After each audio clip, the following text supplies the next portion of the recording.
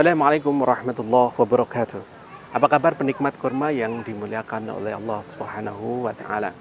Bertemu kembali kita di bulan Ramadan, bulan yang penuh ampunan, penuh keberkahan, sehingga mudah-mudahan kita termasuk hamba yang bertakwa kepada Allah Subhanahu wa taala. Sahabat penikmat kurma yang dimuliakan oleh Allah, di kesempatan kali ini mohon izin Al-Fakir menyampaikan satu tema tentang ketika tontonan menjadi tuntunan. Ya. Baik, sahabat, tahukah bahwa kehidupan kita saat ini itu adalah kehidupan yang sifatnya horizontal? Maksudnya bagaimana? Horizontal. Horizontal itu kita berada dalam satu titik. Ya, kita berada dalam satu titik, membentang sama, ya, berdiri sama tinggi, duduk sama rendah. Begitu. Itu adalah kehidupan yang horizontal. Dulu itu adalah kehidupan yang vertikal, naik ke atas, ya, dan komunikasinya itu naik ke atas, ya, naik turun begitu, atas bawah. Dimana dulu yang ngiklan duluan itu pasti terkenal, dan kita tahu gitu ya, sangat tahu itu kalau kita belajar tentang marketing itu akan ketahuan. Kalau ditanya tentang misalnya sepeda motor apa, ya, kawan-kawan pasti akan menjawab Honda misalnya, atau misalnya apalagi sampo, ya, atau sabun misalnya, itu akan ketahuan. Baik teman-teman, itu komunikasi yang sifatnya vertikal, di mana yang iklan maka akan terkenal. Itu. Yang punya uang banyak maka di zaman dahulu itu bisa mengiklan. Berbeda dengan saat ini. Saat ini itu yang terkenal adalah siapa yang viral atau yang viral, ya. Yang viral itu akan terkenal. Ya, fenomena terbaru adalah fenomenanya si Fajar, si Sad Boys gitu ya. Dan itu kita tahu itu. Ini tantangan yang pertama atau informasi yang pertama bahwa kehidupan kita kehidupan yang sifatnya horizontal. Di mana kita memiliki sebuah, ya, tantangan, ya, dan kesempatan yang sama. Secara tidak sadar bahwa kehidupan kita itu adalah kehidupan yang sifatnya kompetisi. Begitu. Kemudian yang kedua, saat ini teman-teman masyarakat, pemerintah kita itu jarang sekali memberikan peluang kerja.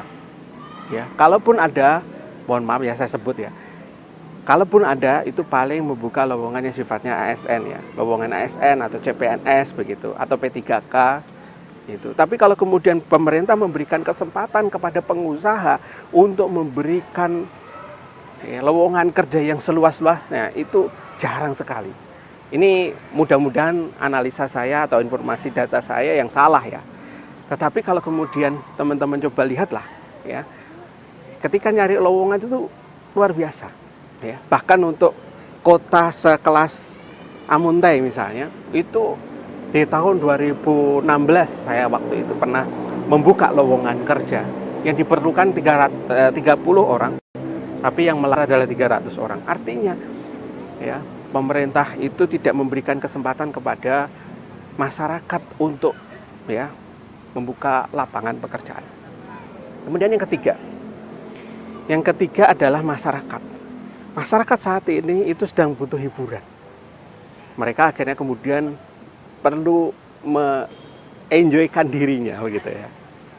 Sebentar, Mas. Kita ini bicarakan tentang ketika tontonan jadi tuntunan. Ngapain ngomongin pemerintah? Ngapain ngomong hubungan vertikal? Ngapain? Nah, begini. Nah, 3 hal itu ternyata menjadi sebuah data yang kemudian dikumpulkan oleh sebuah platform, ya, digital yang mereka memanfaatkan itu untuk apa? Mengeruk kekayaan mereka.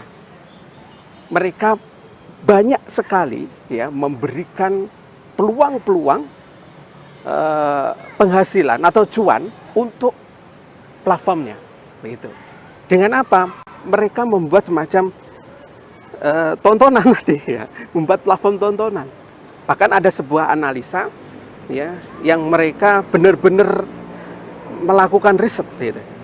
Di antaranya adalah misalnya video itu haruslah 1 menit misalnya. Video 1 menit itu bisa memacu orang itu menonton. Begitu. Akhirnya apa? Memang sih videonya 1 menit, tapi orang itu berada di platform tersebut itu malah justru lama. Apalagi kalau kemudian ditambah dengan yang berbau seksi, yang berbau porno, sama berbau lucu. Maka mata itu tidak akan pernah berkedip di situ. Itulah yang terjadi, teman-teman. Ya. Tahu, saya tebak teman-teman tahu bahwa platform itu platform apa kan gitu ya. Baik, saya lanjutkan.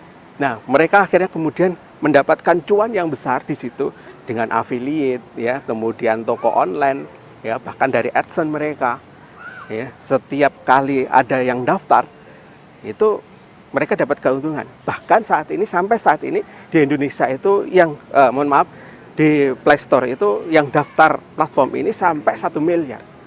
Luar biasa kan? Luar biasa. Maka keuntungan ini jadi big data yang mereka manfaatkan untuk benar-benar mengeruk kekayaan. Nah, yang tadi remaja yang memerlukan pekerjaan itu memandang, wah di sini menghasilkan duit. Maka mereka beramai-ramai menjadi konten kreator. Ketika beramai-ramai menjadi konten kreator, mereka benar-benar all out untuk menghasilkan duit dari situ. Karena mereka menganggap bahwa itu adalah pekerjaan. Begitu. Akhirnya masyarakat pun menikmati.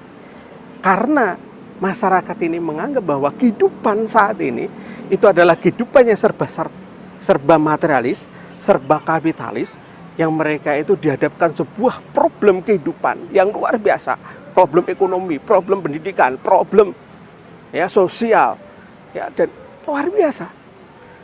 Karena susahnya mencari pekerjaan, begitu ya.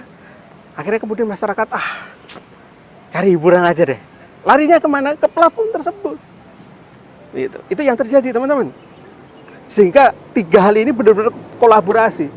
Kolaborasi yang luar biasa. Tadi apa? Pembuat platform. Yang kedua apa? Konten kreator. Dan yang ketiga masyarakat. Ya, masyarakat ini begitu menikmati. Alhasil apa? Boro-boro mereka diingatkan tentang sebuah perubahan masyarakat. Mereka menikmati kok. Ini yang terjadi, teman-teman. Jadi kalau kita berbicara tentang tontonan yang akhirnya itu menjadi tuntunan, inilah fenomena awalnya. Sehingga Al-Fakir menyimpulkan bahwa persoalan tentang tontonan saja itu adalah persoalan yang sifatnya sistemik, persoalan yang sifatnya fundamental. Jadi tidak bisa diselesaikan hanya sekedar konten kreatornya ini lowongan kerjaan, tidak bisa. Ini masyarakatnya kita buatkan, tidak bisa. Tapi harus ada sebuah institusi yang kuat yang bernama negara, dan negara ini negara yang khas. Negara yang memiliki kekuatan yang unik, masyarakat yang unik, yang dimana pemikiran, perasaan, aturan itu adalah benar-benar berdasarkan Islam. Itu adalah masyarakat atau negara yang mengayomi masyarakat benar-benar. Sehingga aturan-aturan Islam itu akan benar-benar dijaga oleh sebuah negara ini dan masyarakat ini. Kalau sekarang kerepotan kita, ya, kita kerepotan. Kerepotan apa ya? Kerepotan. Kita mau masuk ke situ, ya. Ini curhatnya seorang konten kreator kan gitu ya. Coba dilihat yang seksi, yang porno, yang tadi itu akan justru lebih viral daripada ya kita membicarakan tentang dakwah atau membicarakan tentang ilmu yang berbobot, atau misalnya membangun jiwa entrepreneurship. Tantangannya view-nya itu bahkan sedikit, subscriber-nya itu malah nggak ada gitu ya, curhat-curhat gitu ya. Ya begitulah keadaannya, teman-teman. Nah, inilah yang jadi fenomena. Oleh karenanya, kalau memang kita pengen mengusahakan bagaimana kehidupan kita tidak hanya sekedar tontonan gitu ya, kita harus kembali kepada Islam. Mau tidak mau, melanjutkan kehidupan Islam untuk menyelesaikan problem ini. Problem ini mungkin kita menganggapnya ini kan cuma tontonan, Mas, gitu ya. Tetapi ini adalah suatu problem yang benar-benar luar biasa, yang menggurita, dan bahkan ini bisa pengaruhnya itu luar biasa, teman-teman. Gitu loh. Ini persoalan sistemik. Sekali lagi persoalan sistemik fundamental. Oleh karenanya, ya solusinya bagaimana? Solusinya juga dua yang saya tawarkan. Solusi jangka panjang dan solusi jangka pendek. Solusi jangka panjangnya adalah bagaimana kemudian masyarakat ini sadar, oh ternyata ini ada satu persoalan besar di dalam kehidupan kapitalis saat ini. Umat sadar bahwa kehidupan Islam itu tidak ada. Itu harus benar-benar nih, persoalan jangka panjang harus kita samakan. Saya memiliki pemahaman seperti itu, masyarakat juga sama, Anda pun sama gitu. Kemudian yang kedua, persoalannya sifatnya atau solusi strategi yang sifatnya jangka pendek. Jangka pendek paling tidak yang harus kita lakukan adalah bergabung dalam sebuah entitas, bergabung dalam sebuah komunitas yang menyerukan kepada Islam, yang menyerukan kembali kepada Islam. Sebab kalau kemudian kita menyerukan satu sendiri-sendiri, satu-satu saja, itu kayaknya kurang menarik. Tapi kalau kita bareng-bareng, itulah yang sangat dianjurkan oleh baginda kita Rasulullah Muhammad SAW dan juga anjuran di dalam Al-Quran. Baik, mungkin itu dulu yang bisa kita bagikan di kesempatan kali ini, teman-teman. Saya melempar sebuah masalah di tema ini, tetapi mudah-mudahan kita akan semakin sadar bahwa persoalan ini sebenarnya bukan persoalan yang simpel, ya, bukan persoalan bersepele, tapi persoalan yang sifatnya sudah fundamental. Oleh karenanya, dua strategi tadi yang harus kita lakukan, jangka panjang dan jangka pendek. Mudah-mudahan bermanfaat. Saya Al-Fakir, mohon maaf apabila dari pembawaan awal materi sampai sekarang ada sesuatu yang kurang berkenan. Ihdinas siratal mustaqim. Wassalamualaikum warahmatullahi wabarakatuh. Sampai jumpa di pertemuan yang akan datang.